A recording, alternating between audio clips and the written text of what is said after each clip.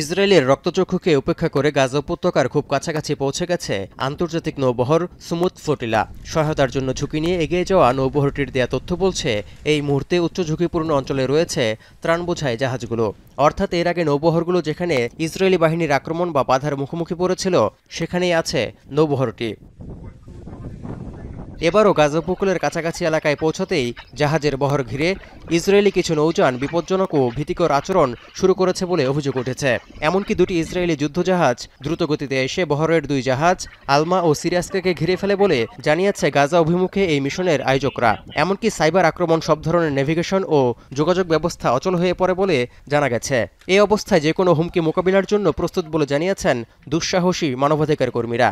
Preparado para que puedan asaltar también nuestros barcos. Pero de momento estamos a menos de 100 millas, hemos recorrido el Mediterráneo de punta a punta y hemos hecho algo insólito. আমি বুঝি নির্মাণের শিল্প, সালাম still বোঝে durability. সালাম steel, most durable steel. সুমুদ ফ্লোটিলার এই বহরে 50টির বেশি নৌযান রয়েছে। নৌযানগুলোতে অবস্থান করছেন 40টি দেশের প্রায় 500 অধিকার কর্মী। এ তালিকায় আছেন বাংলাদেশের আলোকচিত্রী শহীদুল আলমও। বহরের নেতৃত্ব দিচ্ছেন সুইডিশ জলবায়ু অধিকার কর্মী গ্রেটা থুনবার্গ। এরই মধ্যে আন্তর্জাতিক ওই নৌবহরের কিছু যোগাযোগ ব্যবস্থা পুনরায় সচল হয়েছে বলে ধারণা করা হচ্ছে। ইসরায়েলি আগ্রাসন ও অবরোধের কারণে দুর্ভিক্ষের নগরীতে রূপ নিয়েছে গাজা উপত্যকা। এই অবস্থায় গাজা ইসরায়েলি অবরোধ ভাঙার লক্ষ্যে চলতি মাসের শুরুর দিকে যাত্রা শুরু করে গ্লোবাল সুমুদ ফ্লোটিলা। মানবিক সহায়তার এই নৌবহরটি কাছাকাছি আসার সাথে সাথেই গাজা উপত্যকায় আক্রমণের মাত্রা আরও বাড়িয়েছে ইসরায়েলি বাহিনী।